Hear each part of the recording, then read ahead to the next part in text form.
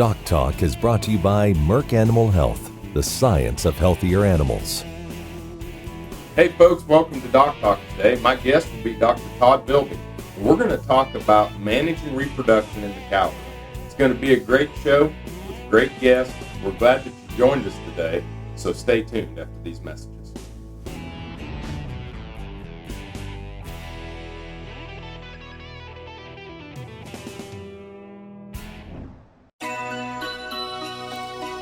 For a few weeks each year, historic Lecompton turns into a living Christmas village as dozens of volunteers, thousands of ornaments, and hundreds of trees come together to transform the Territorial Capitol Museum into a Christmas postcard. The spirit of Christmas engulfs the town and all who visit. Merry Christmas from historic Lecompton. Kim Mannering with Hardy Insurance. Today we will talk about employee safety and work comp coverage. On your farm, do you ask your friends to come help? Are they considered employees or neighbors helping neighbors? Did you know that you can be held responsible just as if it's a work comp accident? Give me a call, we can discuss. 316-945-6733. Kansas Corn reminds you that E15 fuel is the right choice for every kind of driver. For the car enthusiast, E15 has higher octane. For the thrifty driver, E15 is priced lower than regular unleaded. For the nature lover, E15 provides cleaner air. For the shopper who buys local, E15 has more ethanol from our Kansas corn farms. Choose E15 for a higher octane, lower price, cleaner American fuel. Message from the Kansas Corn Commission. Learn more at kscorn.com. Closed captioning brought to you by Vet Gun with Amel and new AMA Abamectin Vet Caps, the 1-2 punch against hornfly resistance from AgriLabs.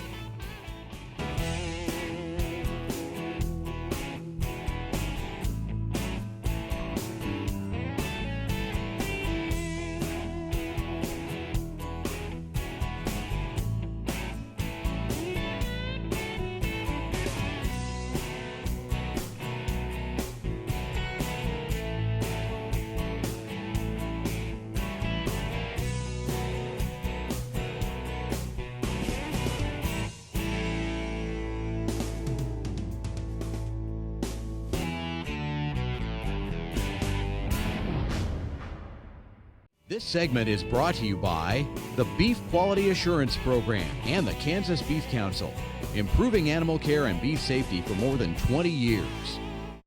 Hey folks, welcome to Doc Talk. I'm Dr. Dan Thompson here with Dr. Todd Bilby, and we're here at Kansas State University. And Dr. Bilby is an expert in reproductive physiology, does a lot of work with managing reproductive issues within dairy and beef herds, and we're kind of, raised close together. He was raised in Northwest Missouri. I was raised in Southwest Iowa, and both of us get picked on a lot from being from that part of the world. But there isn't anything much more beautiful than going home up there. That's right. Nice green grass up there. That's right.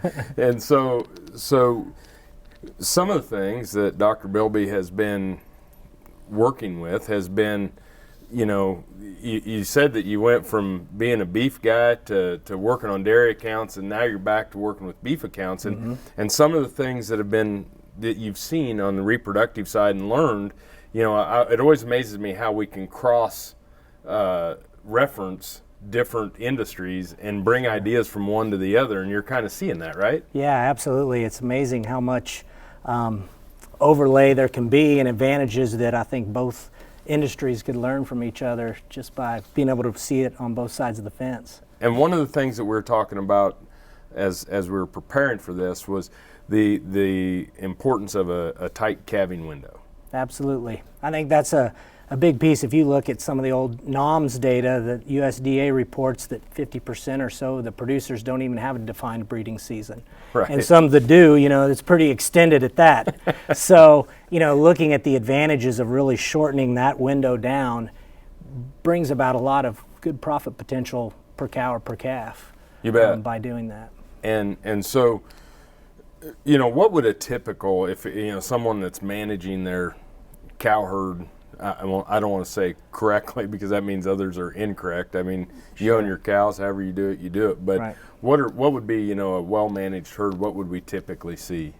I think a well-managed herd, if you could target a 60-day or less defined breeding season for your herd, I think that would be an achievable and manageable goal. And there's a lot of large operations that are achieving that. And so at a 60-day, how many would I expect to get pregnant during that first 21 to 30 days of that first cycle? Yeah, there's some, I think, depending on how aggressive you are in that first 21 days, if you're less than 60%, you probably got room for improvement if it's in that first 42 days, right? And so I think looking at any way you can to take them from doing the whole 60 days to down to the 21 days in the first 21 days is going to be a benefit. The problem is we look at averages, right? And we say, well, I pulled the bull out and I got a pregnancy rate of 90% or 95%, I'm doing great. But you don't know where that cow was bred in that 60-day window. Right. And so really focusing on being able to make sure you're getting them bred in the first 21 days is the advantage over just looking over a 60-day period. You bet. So we're going to take a break. And when we come back, maybe talk to us a little bit about how that, first 21 versus last 21 really helps them with their profitability and things like that within their cow herd, within the cattle feeding industry, and so on. Folks, we're lucky to have Dr. Todd Bilby here with us today. We'll take a break, and we'll be back right after these messages.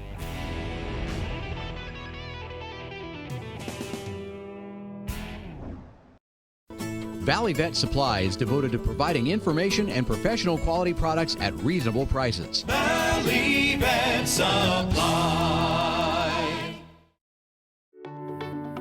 Clyde Sutton, Nest City, Kansas.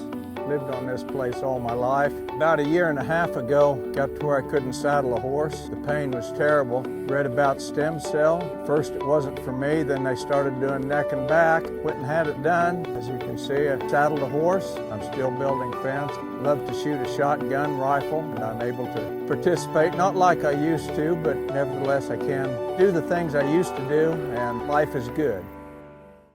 Kansas Farm Bureau has served farm families and rural Kansas for more than 100 years, and we're pleased to offer new healthcare coverage choices for Kansans in 2020 through Kansas Farm Bureau health plans. No matter what stage of life you're in, we'll have options that fit your lifestyle. Plus, our network of providers is one of the largest available throughout the state of Kansas and beyond. For more information, including the different plans available, or to get a quote, visit kfbhealthplans.com. Valley Vet Supply is devoted to providing information and professional quality products at reasonable prices. ValleyVet.com, ValleyVet.com, Valley Vet Supply.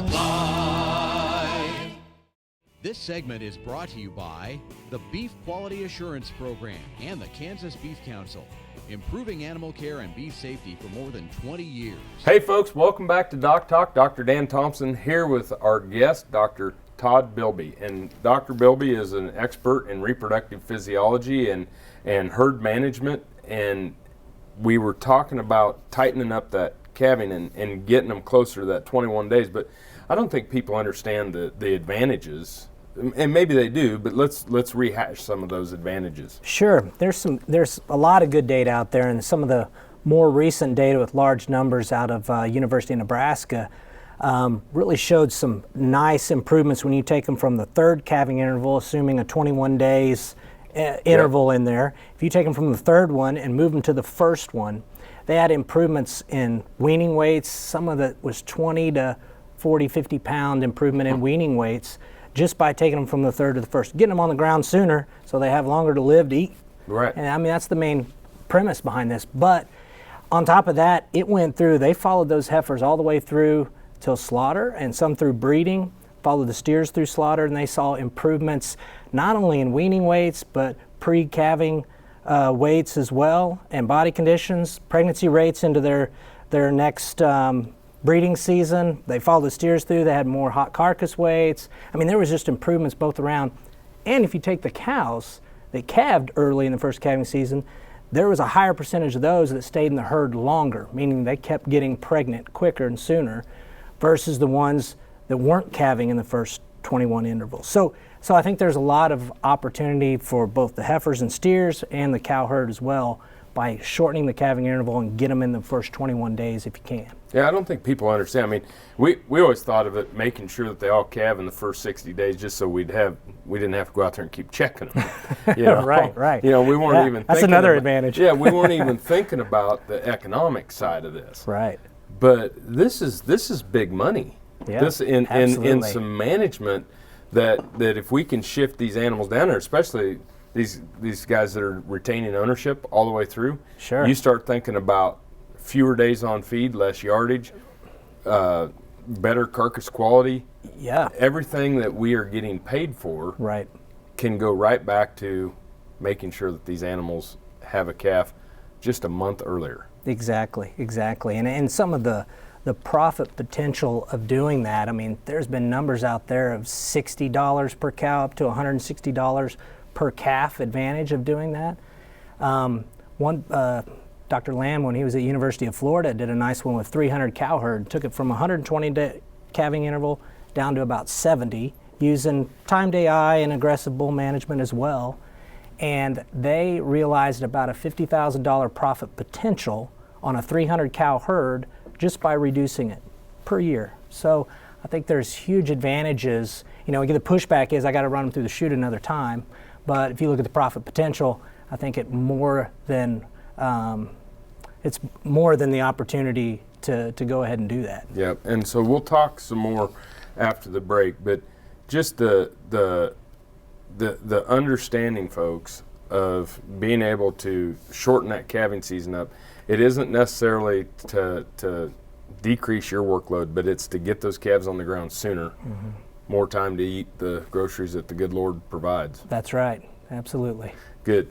We're going to take a break. When we come back, we're going to have more with Dr. Todd Bilby here at Kansas State University. You're watching DocTalk. Thanks for watching.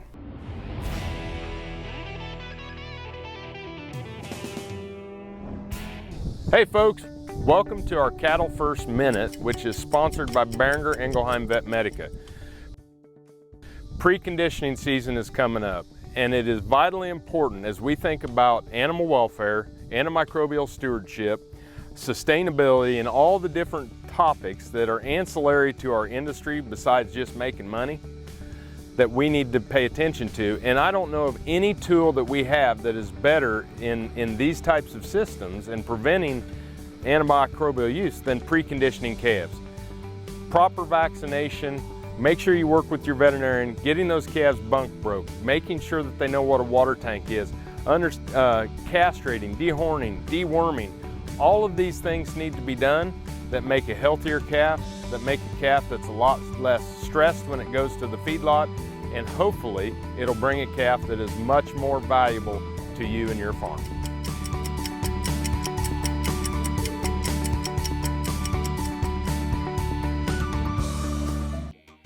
The Kansas Wheat Innovation Center in Manhattan is rediscovering ways to get improved varieties and new genetics in the hands of farmers faster. Grower-led and checkoff-funded research initiatives are bringing about positive change. This grassroots leadership provides a strong voice in Topeka and Washington, D.C. Now is the time to partner with Kansas Wheat in moving wheat forward. Kansas Wheat Commission and Kansas Association of Wheat Growers.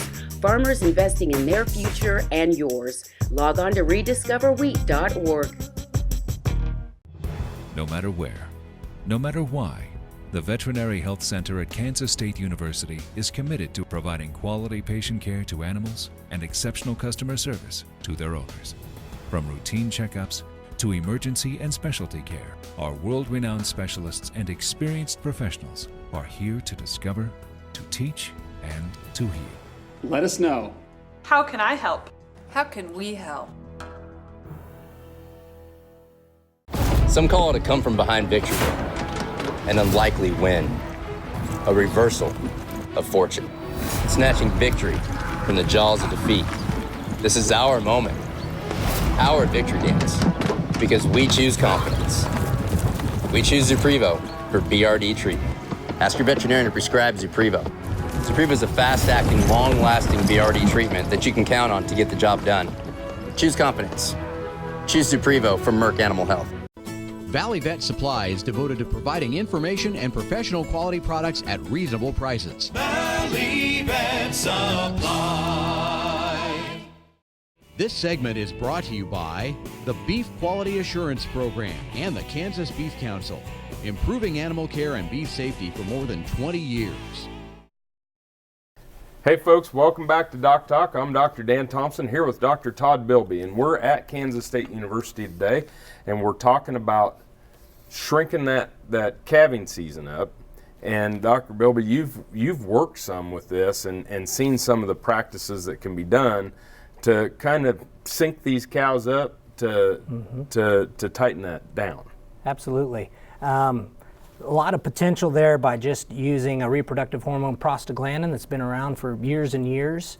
And I think there's two easy ways. A producer that right now is maybe not doing anything, but hopefully after hearing this show, maybe has some interest. I think an easy way to put your toe in it, if you will, from a synchronization standpoint, is to give a prostaglandin.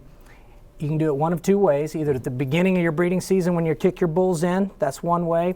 I think the better way is to go ahead and kick your bulls in and wait about 4 to 5 days, then run your cows through and give them one shot of prostaglandin. When you do that, those cows are getting bred each day with the bull up till the time of prostaglandin. But when you give them prostaglandin, the ones that got bred, it's not gonna affect them as far as reducing their CL or causing any abortion, but it will go ahead and the rest of them cause them to show a heat and get bred in the next 3 to 5 days. Most of them should be bred up. So within that small window, because of one prostaglandin injection, you should get a large chunk of your animals bred, assuming they're cycling and ready to go. Well, when I start to think about it, and I know everybody's going to say, well, I don't want to run my cows through the chute, you know, and things like that, but when we're talking about $50,000 on 300 cows, or we're talking about increasing our opportunity and ability to select replacement heifers because we have more of them born during that first breeding period, this is a game changer for a lot of cow-calf producers. Absolutely, and it's something that's been around for a long time, but I think it's not something that producers just typically immediately saw, like putting an implant in the ear and you saw weight gain, you know, so many days later. You know, it's something because you don't realize it till they calve the next year, and maybe you've already forgotten what you did.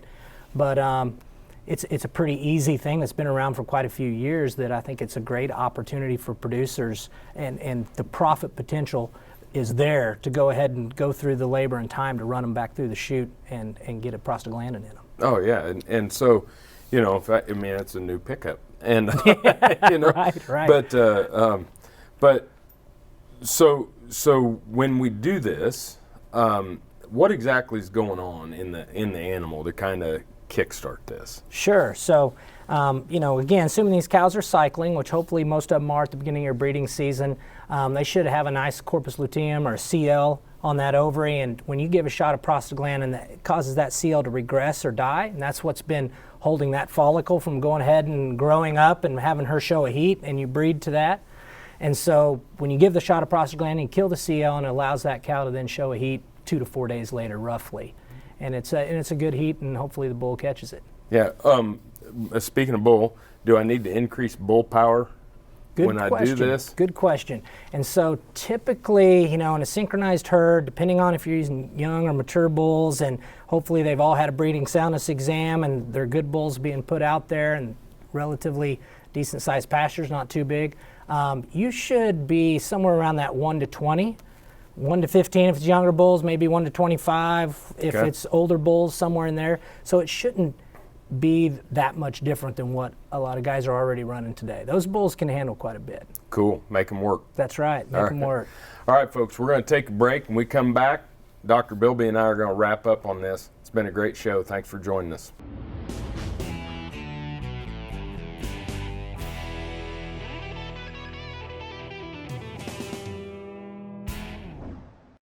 SureCrop Fertilizers was started by my father, Don Sherman, and my mother, Shirley Sherman. Family business that started in the 80s. We predominantly focus on plant nutrients and what we can do to give growers better responses with the fertilizer dollars that they do, and what we can do to make those things work better for the grower. We're based out of Seneca, Kansas. We work with growers in their soil analysis to figure out what they need, and then we can put those in a blend that gives them the best results, and so that we can deliver that direct to their farm so that they have those nutrients where they need them, when they need them, and so that they can apply them in a manner that's very efficient to them and works well in their planting systems and what they're doing. Sure Crop Fertilizers has been around for a long time. We always say we're big enough to take care of everything you need, but yet we're small enough to do it quickly. You can get a hold of us at 1-800-635-4743. Our website is surecropfertilizers.com, and you can always email me at Corey@surecropfertilizers.com, and with any questions you have, we're glad to answer it and work with you. Welcome to the Western Kansas Wildlife Travel Center, right here in my hometown of Oakley, Kansas. We're the front door of Western Kansas, located on 3 main highways, I-70, US 83, and US 40. And all those roads lead to history, beautiful scenery, and adventure, no matter which direction you go.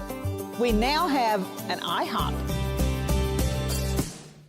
That brand that you've trusted up and down the road in all your travels is staffed with local folks, real people, just like you and me, and we're waiting on you to join us.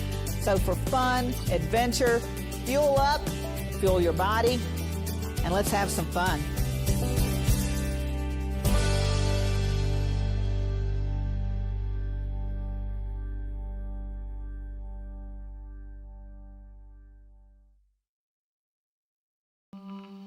What if U.S. soybean meal were more than a commodity?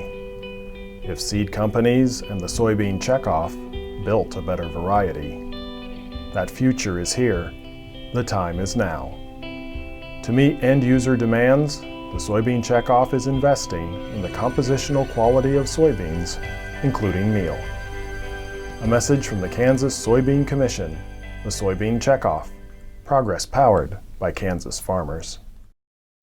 Valley Vet Supply is devoted to providing information and professional quality products at reasonable prices. Valley Vet Supply. This segment is brought to you by the Beef Quality Assurance Program and the Kansas Beef Council, improving animal care and beef safety for more than 20 years. Hey folks, welcome back to DocTalk. We're lucky to have Dr. Todd Bilby here with us today, and it's just been a great show. Thank and you. Very thankful for you taking time out. I know you're busy, but to get you in here, we really appreciate it. It's been phenomenal, and it's something that everybody can take something home and improve. And as we were talking during the break, we got to that deal. It was like, well, what if I give this and it doesn't work? Or, what are the things that could go wrong that don't have anything to do with the program that you're doing, but maybe something else is going on within those cows? And that's usually the phone calls I get. Right. Yeah, you never get the slap on the back. And it didn't work. Yeah. Yeah, so there's always an opportunity of anything you have to run a cow through the chute. There's always an opportunity to mess something up. Yep. Right? And so I think first and foremost, just make sure you're keeping detailed records and make sure you're using products that are known out there and that they're stored correctly and you're using the right needle size and all those things when you're administering any product, but obviously giving a prostaglandin is the same thing as well. But then look at your cow herd in general. If these cows were already, if you're wanting to get into synchronizing and whether it be synchronizing AI or just synchronizing with the bulls like we've been talking about, is your herd ready for it? Are they in the right body condition? You want them in good body condition score, roughly around a 5 body condition score when they're calving, and then hopefully gaining weight or definitely not losing weight up till the time of AI. Right. So that's really important. Stress factor is going to be big. Last year I got a lot of phone calls because Missouri got a nice heat wave that went through about the time a lot of guys were breeding. And so they want to know how come this didn't work. And so keep in mind heat stress or any stress is going to reduce. And that can have an impact on the bulls too. Absolutely. Don't forget about the bulls. Yeah, because they'll go lay up underneath the shade tree. Yep, absolutely. And whether it's a cow or a bull, when they get heat stressed, it's roughly 40 to 50 days before that cow's ovulating good eggs like it was before it got heat stressed, and same with the bull. It's 40 to 50 days before that bull is producing the same quality semen that it was before it got heat stressed. Wow. So there's a lot of long time. It's not just a few days. So that's why it's important, working these animals in the morning, or hopefully doing it early enough in the year that you're avoiding the heat stress times. But sometimes heat waves are hard to be avoided, and so you might have to look at waiting and doing it again in so many days once the heat's subsided or something like that. But definitely these programs don't work unless these animals are cycling, and so body condition score and nutrition is such key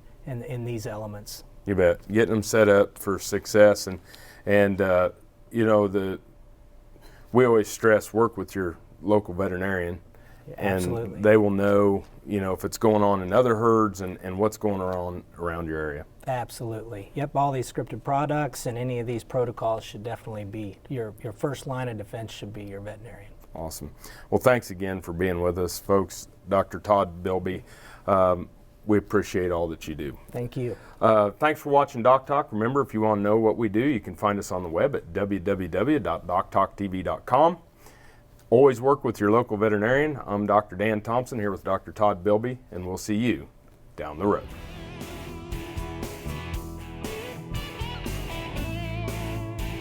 Closed captioning brought to you by Vet Gun with Amel and new AMA Abamectin Vet Caps, the 1-2 punch against hornfly resistance, from AgriLabs.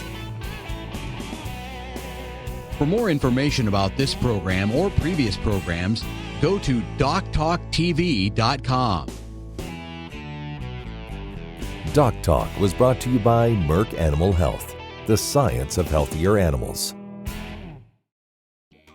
The Kansas Wheat Innovation Center in Manhattan is rediscovering ways to get improved varieties and new genetics in the hands of farmers faster. Grower-led and checkoff-funded research initiatives are bringing about positive change. This grassroots leadership provides a strong voice in Topeka and Washington, D.C. Now is the time to partner with Kansas Wheat in moving wheat forward. Kansas Wheat Commission and Kansas Association of Wheat Growers, farmers investing in their future and yours. Log on to rediscoverwheat.org. Kansans have a new choice for Medicare supplement insurance plans. With Medicare supplement insurance plans from Kansas Farm Bureau, you have access to 4 levels of coverage, affordable rates, and service from an organization that served Kansans for more than 100 years. For more information on Kansas Farm Bureau Medicare supplement plans, including rates and to apply, visit kfbhealthplans.com.